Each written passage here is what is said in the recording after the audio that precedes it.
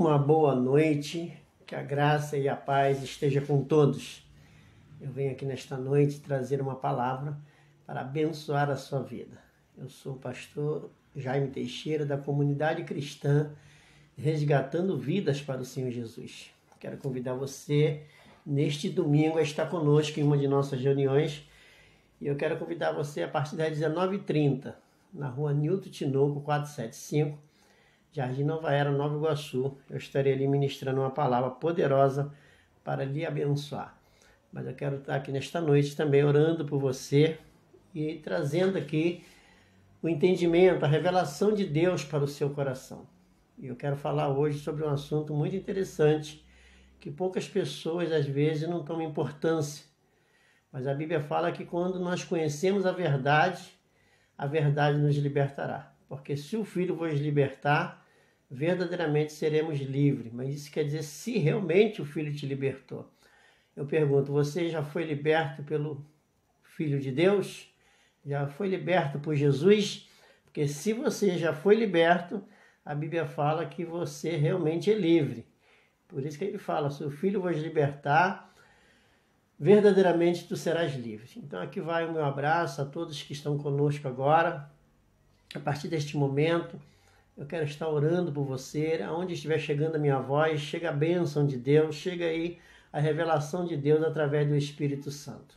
Eu tenho certeza que nesta noite, através da revelação da palavra de Deus, você terá uma vida de vitória. Então, nesta noite, o Espírito de Deus, ele vai revelar ao teu coração os propósitos de Deus. Soberano e eterno Deus, Pai glorioso e santo, diante de tua presença, Pai, eu venho nesta noite te agradecer por todos os ouvintes desta live. Te agradecer, ó Deus, pelo teu perdão que já foi nos dado e nos foi revelado, Senhor, pela tua palavra. E nesta noite, ó Deus, eu quero te agradecer por esta obra perfeita que foi realizada em nosso favor através do batismo e da morte do teu Filho, aonde nós temos a redenção, aonde nós temos o perdão, nós somos santificados. Eu quero te agradecer nesta noite por esta obra perfeita que foi realizada em favor do mundo. Mas embora muitos, Senhor, têm dificuldade e poucos compreendem, mas eu peço que nesta noite o Senhor venha despertar o teu povo, Senhor, para que eles compreendam a tua palavra, que eles tenham os olhos do nosso entendimento aberto, que eles sejam iluminados nesta noite pelo poder do nome de Jesus, porque nós sabemos que nós precisamos de conhecer o poder que tem a tua obra, e o que ela nos proporciona, e muitos não estão tomando posse, meu Pai, porque eles não têm compreendido as Escrituras. E a tua palavra fala, errais por não conhecer as Escrituras nem o poder de Deus.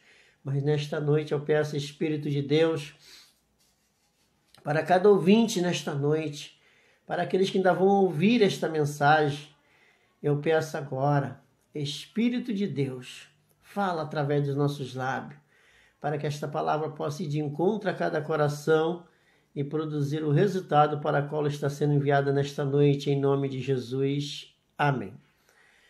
Aqui em Levítico capítulo 1, quando Deus havia acabado de tirar o povo do Egito, já fazia um bom tempo, e Deus mandou que Moisés construísse um tabernáculo. E ali, após o tabernáculo estar pronto, Deus criou a lei do sacrifício. A lei foi estabelecido sacerdote, levitas, e foi estabelecido ali também a forma que as pessoas poderiam se aproximar do tabernáculo.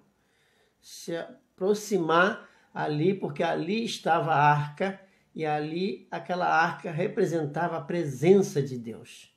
Então Deus estabeleceu a lei do sacrifício para que eles pudessem poder entrar naquele tabernáculo, naquela tenda. Então Deus chamou Moisés e falou com ele na tenda da congregação, dizendo, olha o verso 1, ó, e chamou o Senhor a Moisés e falou com ele da tenda da congregação, dizendo, fala aos filhos de Israel e diz ele, quando algum de vós oferecer uma oferta ao Senhor, oferecerá a sua oferta de gado, isto é, de rebanho e de ovelhas. E se a sua oferta for holocausto de gado, oferecerá macho sem defeito, à porta da tenda da congregação, oferecerá de sua própria vontade perante o Senhor.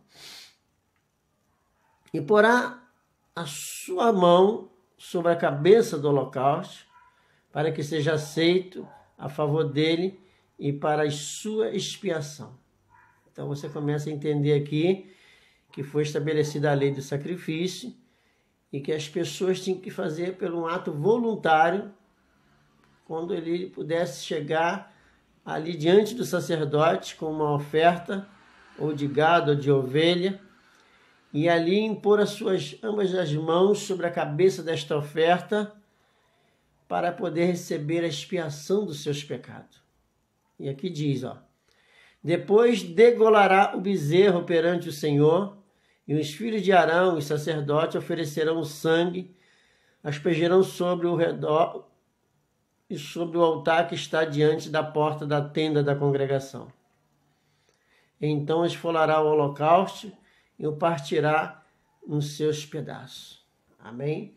Então aqui nós estamos vendo, através das Escrituras, que quando foi estabelecida a lei dos sacerdotes, a lei dos levitas, foi estabelecida ali para que as pessoas pudessem se aproximar de Deus, recebendo ali o perdão dos seus pecados. Então, para eles poderem receber o perdão dos seus pecados, eles teriam que sacrificar.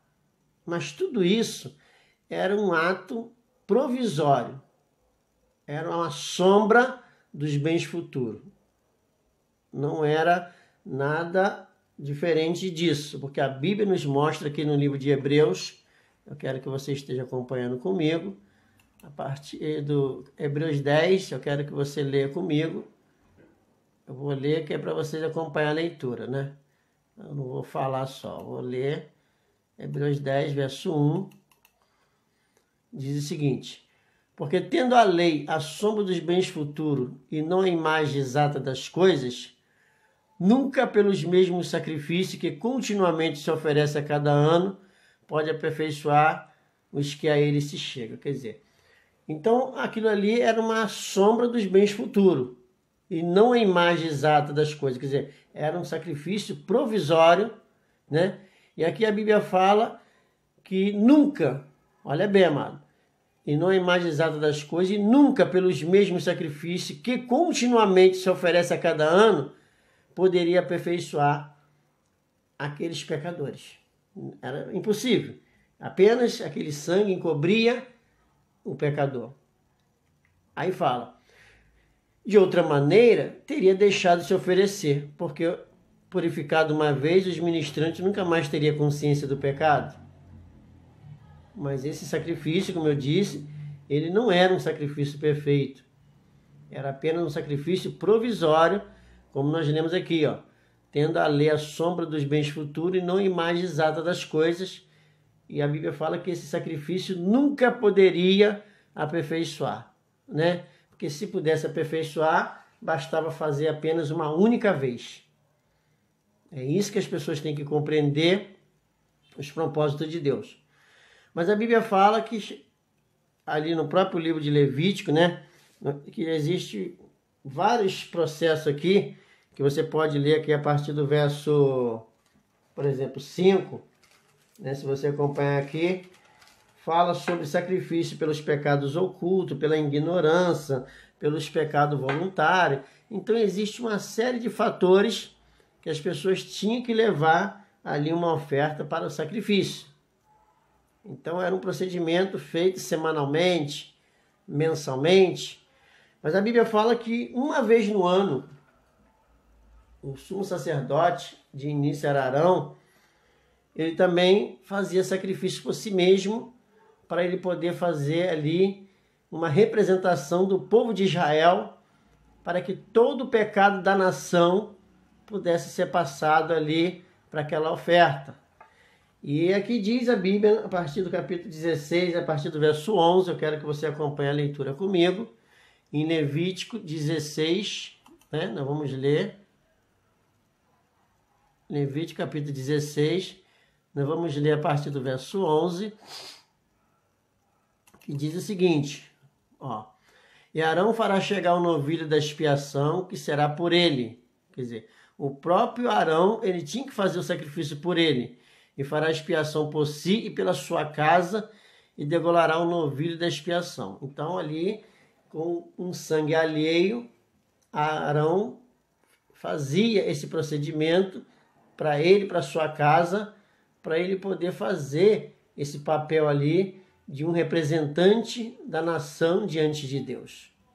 E após ele fazer esse sacrifício, aí diz no verso 12, ó, tomará também um incensário cheio de brasas de fogo do altar, de diante do Senhor, e os seus punhos cheios de incenso aromático moído, e os levará para dentro do véu, onde estava a arca. Ó.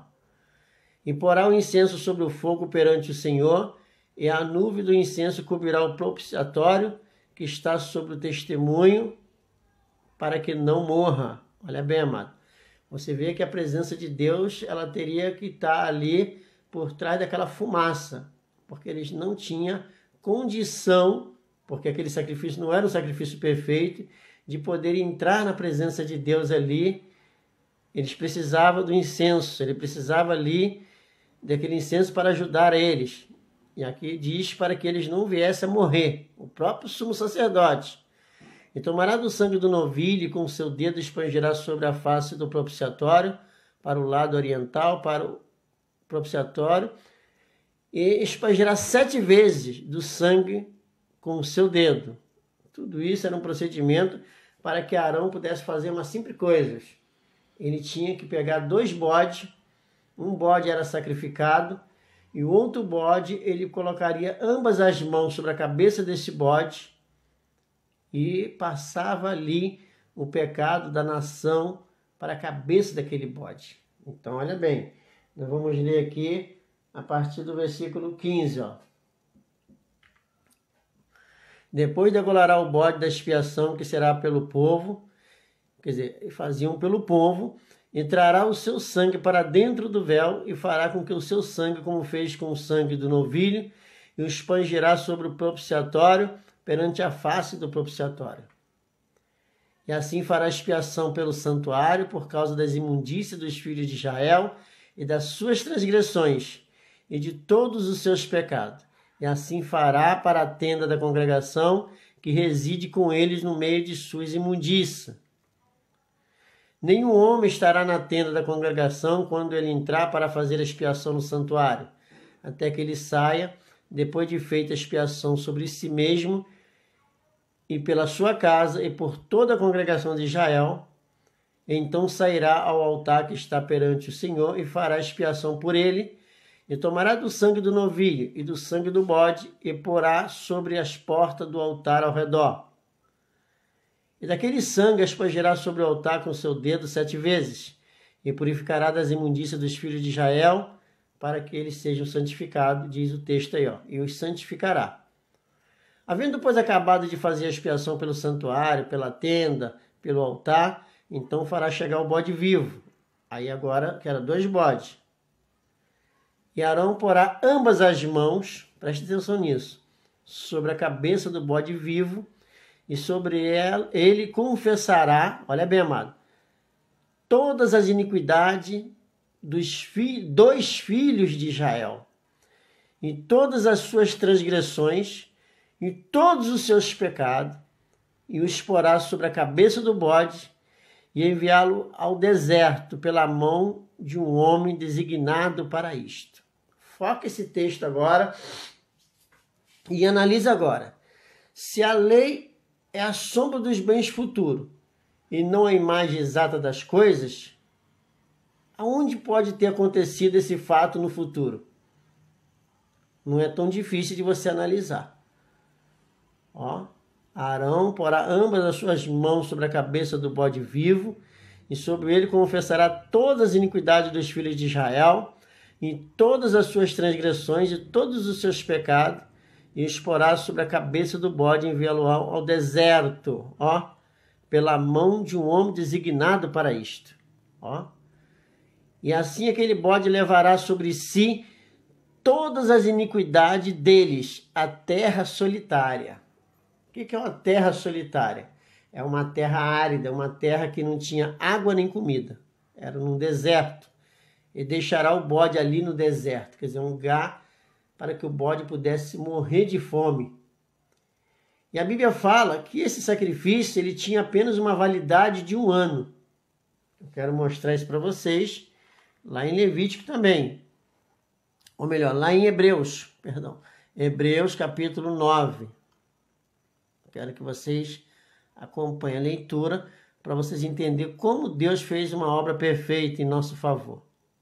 Ó. Vou ler a partir do verso 5. Ó.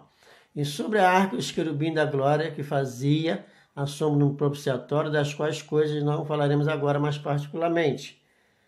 Ora, estando essas coisas assim preparadas a todo o tempo, entravam os sacerdotes no primeiro tabernáculo, cumpriam os serviços. Quer dizer, o serviço feito semanalmente, mensalmente, era feito pelos sacerdotes. Mas o sacrifício que era feito anual, era somente os sumos sacerdotes que poderiam fazer. Aí fala, ó, mas no segundo, só o sumo sacerdote, uma vez no ano, não sem sangue, que se oferecia por si mesmo e pelos pecados e por ignorância do povo, dando nisso a entender o Espírito Santo que ainda o caminho do santuário não estava descoberto enquanto se conservava em pé o primeiro tabernáculo, que é uma alegoria para os tempos presentes. O escritor botou bem claro, em que se oferece dons e sacrifícios que, quanto à consciência, não pode aperfeiçoar aqueles que fazem o tal serviço. Isso quer dizer que aquele sacrifício não poderia limpar a mente, a consciência das pessoas que estavam no pecado, porque o sangue de animais ele apenas encobria o pecador. Mas a Bíblia fala, constituindo somente ali em comida, bebida e várias oblações, justificações da carne imposta até o tempo da correção. Mas quando chega agora para a gente focar em Jesus, aí nós vamos entender que Jesus Cristo, ele foi batizado por João Batista e foi imposta as mãos sobre a cabeça dele. Talvez você possa pensar assim, mas pastor, João Batista não era sumo sacerdote? Quem disse que não era sumo sacerdote? Você que pensa que ele não era sumo sacerdote. Porque os sacerdotes terrenos estavam tudo politicamente contaminado pelo pecado e sem o conhecimento da glória de Deus. Tanto que era para haver um sumo sacerdote, havia 2. Anás e Caifás. 2 sumos sacerdotes. Um era politicamente, né? Um era sogro do outro. E todos os 2 eram sumo sacerdote. Como pode isso? Só existe um. É como hoje no país só existe um presidente, que é o presidente maior, né? Que é o nosso presidente que está lá em Brasília. Não pode haver 2 presidentes. Não poderia haver 2 sumos sacerdotes. Mas o povo estava tão contaminado politicamente falando que Deus preparou um sacerdote, um sumo sacerdote, nascido da linhagem, né, de Arão, e veio até Zacarias, porque foi profetizado que ele era a voz que clamaria no deserto, que prepararia o caminho para o Senhor, aonde ele levou o povo a arrepender e ser batizado. E Jesus falou, nascido de mulher na terra, não tem ninguém maior do que João Batista. Isso quer dizer o quê? Que ele era muito maior do que aqueles sumos sacerdotes contaminados pelo pecado.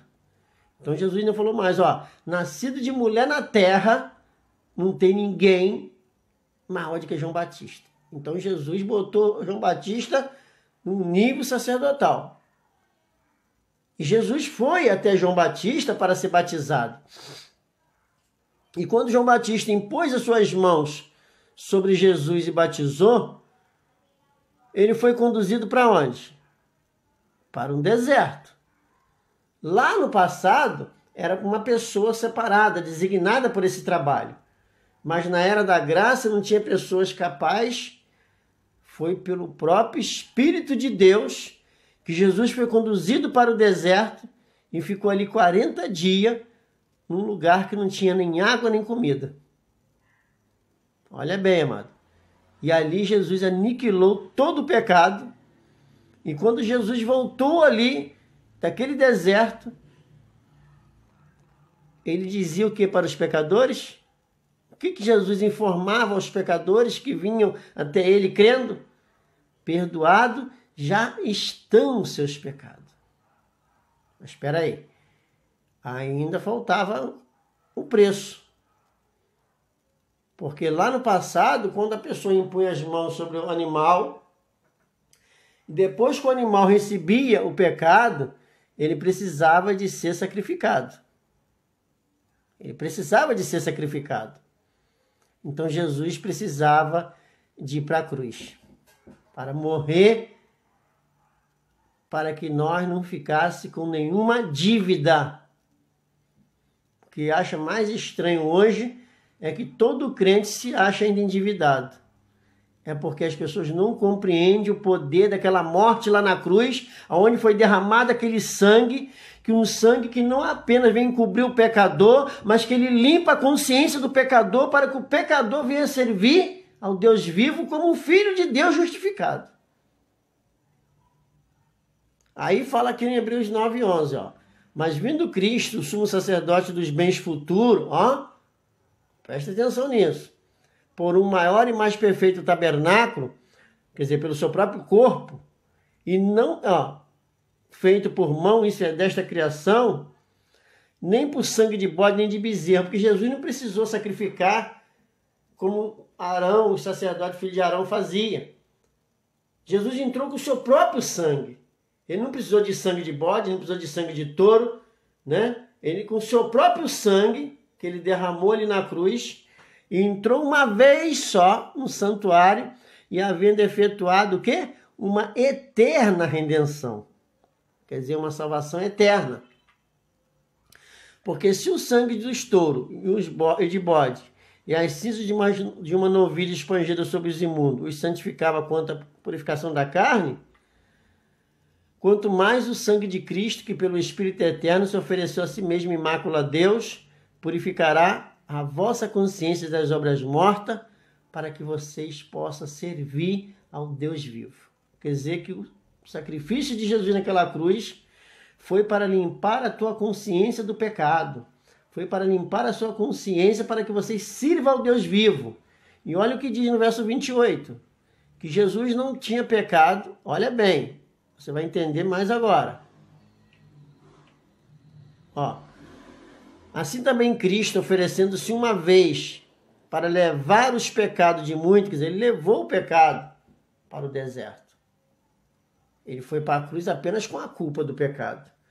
É como uma pessoa rouba um objeto, rouba um valor, a pessoa não leva aquele objeto para ele quando ele vai cumprir a pena. Ele apenas leva a culpa por ele ter roubado aquele objeto. Uma pessoa rouba um carro, vai preso, ele não leva o carro para a prisão. Jesus não levou o pecado para a cruz. Ele levou o seu corpo ali, que já estava sobre ele a culpa dos nossos pecados. Olha bem, mas a culpa dos nossos pecados.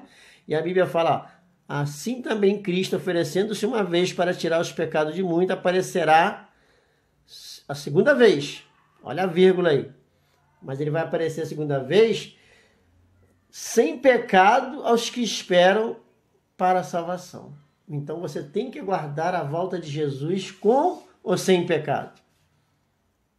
Isso quer dizer que você tem que aguardar a volta de Cristo com a consciência limpa das obras mortas para que você sirva ao Deus vivo.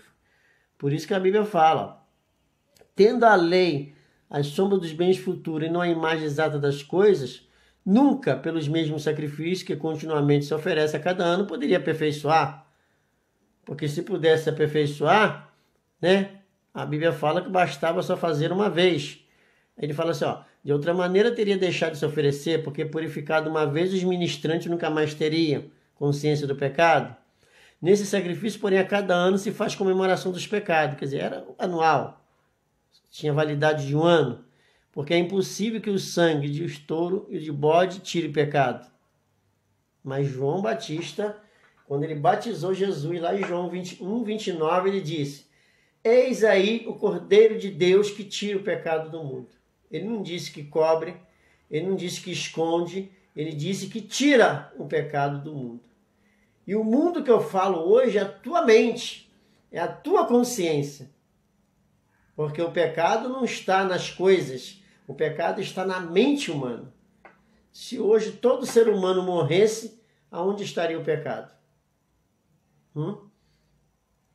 O pecado ele não está nos objetos, nas coisas deste mundo.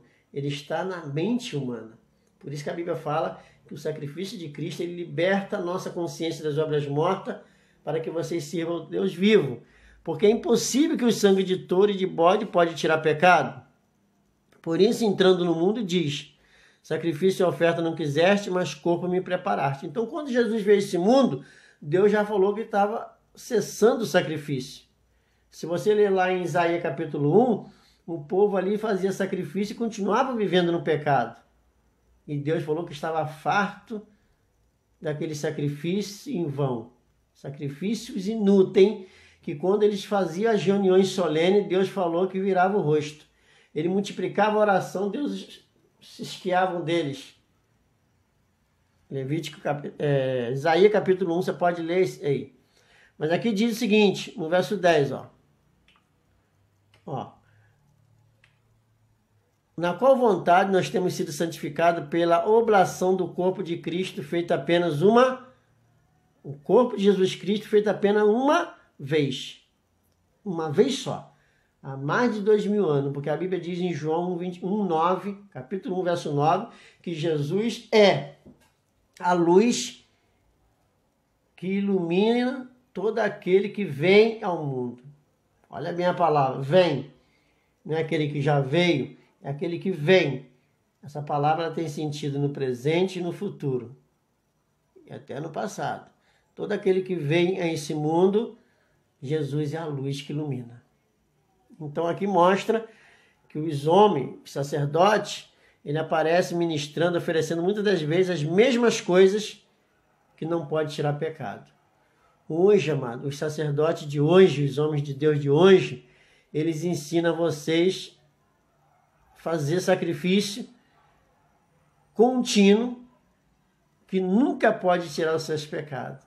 Por isso que as pessoas hoje se mantêm prisioneiras do pecado, porque todo crente que eu conheço diz para mim que é pecador. Eu acho um absurdo, mas fazer o quê? É o que eles dizem. Não é eu que estou falando. Se você perguntar aí na sua vizinhança, para toda igreja aí que você for, nós somos pecadores? Todos somos pecadores, diz eles. Todos, ainda fala por todos. Então eu pergunto, o que representou a morte de Jesus na cruz para esse sujeito? Alguém pode explicar? Então a Bíblia fala mas este que é o de Jesus, havendo oferecido para sempre um único sacrifício pelos pecados, está sentado para sempre à destra de Deus. Então hoje nós temos que aguardar a volta do Senhor. Mas temos que aguardar a volta do Senhor como, mano? Sem pecado. Mas eu quero ler mais ainda. Eu quero ler aqui em 2 Pedro, capítulo 3.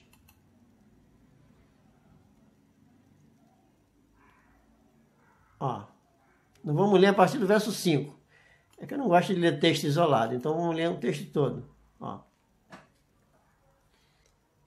Eles voluntariamente ignoram isto.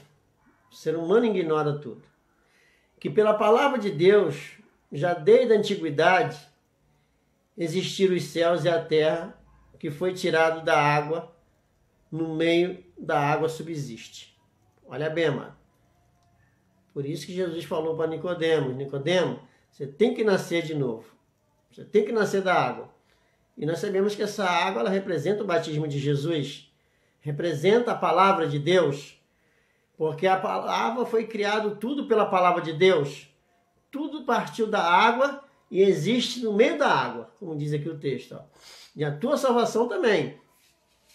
Eles voluntariamente ignoram isto, que pela palavra de Deus, já desde a antiguidade, existiram os céus e a terra, que foi tirado da água, e no meio da água subsiste. Pelas quais coisas pereceu o mundo de então, coberto com as águas do dilúvio. Pelas águas eles morreram. Muitas pessoas, por não crer na obra perfeita do Senhor, elas também terão essa questão. Então aqui mostra que, ó, pelas quais coisas pereceu o mundo de então, coberto com as águas do dilúvio. A Bíblia fala assim: mas os céus e a terra que agora existe, pela mesma palavra, se reservam como tesouro e se guarda para o fogo até o dia do juízo e da perdição dos homens ímpios. Alguém me ligou na hora da live aqui, ó. Mas ele fala, olha, eu vou ler até aqui para você pular. Mas o dia do Senhor virá como um ladrão, de noite, no qual os céus passarão como um grande estrondo, e os elementos ardendo se desfarão, e a terra e as obras que nela há se queimarão. Havendo, pois, de perecer todas essas coisas, que pessoas vos convencer, pessoas santas, olha bem, amado, que as pessoas vos convencer em santo trato e piedade, aguardando e apressando-vos para a vinda do dia de Deus, em que os céus com fogo se desfarão e os elementos ardendo se fundirão. Mas nós, segundo a promessa, aguardamos novos céus e nova terra, em que habita a justiça. Para isto, amado, aguardamos essas coisas, procurai que dele sejais achado imáculo, quer dizer, sem pecado, irrepreensível, sem nenhuma culpa, e em paz, justificado. Como diz lá em Romanos 5, verso 1. Justificado pela fé, nós temos paz com Deus. Então eu quero deixar essa mensagem a você para refletir que o sacrifício de Jesus Cristo, ele te mantém santo, irrepreensível e inculpável, para que o dia do Senhor, quando virá como ladrão, no momento que você menos espera, e você não seja surpreendido por você, muitas das vezes, estar crendo num sacrifício provisório e não estar crendo naquele que foi morto ali na cruz, para quitar toda a sua dívida e fazer de você um filho de Deus, fazer de você a igreja santa, a noiva de Cristo. E a Bíblia fala que o amor de Deus pela sua igreja, pela sua vida, é para manter você santo, para manter você sem ruga, para manter você irrepreensível, como diz em Efésios 5, 25. Em Colossenses 1, 22 também diz que pelo corpo dele, pela morte ali, ele te mantém santo, irrepreensível e inculpável. E a Bíblia fala, Jesus nos exorta lá em Mateus 5:48, sede santo como o Pai que está no céu é santo. O próprio Deus requereu isso de Abraão lá em Gênesis 17, verso 1. Ande em minha presença, Abraão, e seja perfeito. Se Deus requereu do pai da fé, Abraão, que Abraão fosse perfeito, por que nós não podemos ser perfeitos pelo sacrifício que é muito superior ao sacrifício de animais? Um sacrifício do Filho de Deus, que morreu ali na cruz, após tirar todo o pecado do mundo. Isso quer dizer que ele tirou todo o pecado da sua vida. E hoje você precisa ser santo. Mas infelizmente o diabo tomou esse nome, o diabo virou santo e o crente pecador. Vai entender isso, né? Todo crente é pecador e todo demônio na macumba é chamado de santo. Pai de santo, mãe de santo, né? Na verdade, nós que devemos ser chamados de santo, porque no céu só vai entrar os santos. Quer dizer, o diabo que vai entrar no céu e nós vamos ficar de fora? Não, amado. Nós vamos entrar no céu se nós crer, se nós realmente conhecer a verdade. Conhecereis a verdade vos libertará. Porque se o Filho vos libertar, você será livre. Você precisa ser livre. Não deixa Satanás te acusar. Se você olhar somente para o seu lado carnal, ou viver somente na carne, aí o diabo terá poder de tripudiar sobre você. Mas a Bíblia fala que nenhuma condenação há para aqueles que estão em Cristo Jesus, que não anda segundo a carne, mas que anda segundo o Espírito, porque a lei do Espírito de vida em Cristo Jesus já nos livrou da lei do pecado e da morte. Quer dizer, eu não estou mais debaixo desta lei e não vou permitir que Satanás venha me enquadrar nesta lei do pecado e da morte por causa da minha fé em Cristo. A minha fé em Cristo tem que falar mais alto. E esta é a minha fé. Se você não concorda, se você não crê, eu só lamento. Eu sinto muito. Mas a minha fé precisa ser uma fé precisa. Que tipo de fé você está agregando para querer galgar os céus? A Bíblia diz lá em Isaías 43, 25. Procura lembrar, entraremos em juízo juntamente. Porque ele fala assim, ó, eu mesmo sou o que apaga a tua transgressão, no verso 25. Por amor de mim e dos seus pecados não me lembro mais. Aí no 26 fala, procura lembrar, entraremos em juízo juntamente, apresenta as tuas razões para que eu possa te justificar. Quer dizer, como você vai apresentar a sua fé diante de Deus? Uma fé que mantém você ainda sujo, imundo, mantém você morto, porque a Bíblia fala que quem está em pecado está morto. A Bíblia diz que quem está em pecado está nas trevas, mas a Bíblia fala, de uma forma muito clara, que aquele que quiser ouvir a voz dele, Deus vai vivificar. Então Deus vai vivificar você, porque Ele vai te tirar da morte para a vida, vai te tirar das trevas para a luz. E eu quero ler isso com você. A Bíblia fala no Evangelho de João, se não me falta a memória aqui, né? Eu acho que é o versículo 24. Ó. Olha o que diz o texto. Ó. Eu vou ler até o 23, que eu gosto muito do 23. Ó. Para que todo honre o filho como honra o pai. Quem não honra o filho, não honra o pai que o enviou. Na verdade, eu vos digo que quem ouve a minha palavra e crê naquele que me enviou, tem, não está dizendo que vai ter, tem a vida eterna e não entrará em condenação, mas passou da morte para a vida. Isso quer dizer o quê? Que se você crê em Jesus, você saiu do pecado, você saiu da morte para a vida. Aí fala, e em verdade, eu vos digo que vem a hora, e que agora é, em que os mortos ouvirão a voz do Filho de Deus, e os que ouvirem viverão. Quer dizer, os pecadores que ouvirem isso, que ouvir a voz de Deus, eles vão viver. Quer dizer, eles vão sair do pecado. Porque como o Pai tem a vida em si mesmo, assim também deu ao Filho ter a vida em si mesmo. Quer dizer, Jesus tinha o poder de dar às pessoas o perdão dos pecados. Muitas pessoas buscavam Jesus apenas como um profeta para trazer uma revelação, como a mulher samaritana falou, vamos lá ver que aquele homem que revelou toda a minha vida. Mas quando o samaritano voltou e falou assim, olha, hoje nós cremos nele não por causa do seu testemunho, mas sim pelo que dele ouvimos. Então muitas pessoas buscavam Jesus apenas como um profeta que pudesse suprir suas necessidades. Mas Jesus, ele era um profeta, ele era um sacerdote e ele é um rei. Ele tem esses atributos de profeta, sacerdote e rei. Como profeta, ele falava e também ele dava às pessoas o perdão do pecado. Eu quero que você me diga aonde aconteceu na Bíblia que um profeta chegou a dirigir a palavra para alguém dizer perdoados estão os seus pecados. E como sacerdote, como sumo sacerdote, ele tomou os nossos pecados ali e foi para a morte, com o seu próprio sangue, sem sangue alheio, sem sangue de animais, e entrou uma vez no santuário e efetuou uma eterna redenção. E como rei, ele reinará na sua volta para buscar um povo que crê nele, crê que ele limpou dos seus pecados. Então eu quero deixar essa mensagem e convidar a você para este domingo, estarei aqui também através da live, lá ao vivo da igreja, trazendo a mensagem ao seu coração pelo poder do nome de Jesus.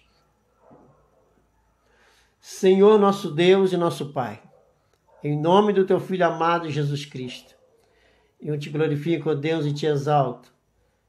Em nome de Jesus, peço, Espírito de Deus, que a luz do Senhor resplandeça agora sobre esse ouvinte e traz ele a vitória, meu Pai, e dando a ele o esclarecimento para que eles passem da morte para a vida, para que eles saiam das trevas para a sua maravilhosa luz. É o que eu te peço e agradeço em nome de Jesus. Amém.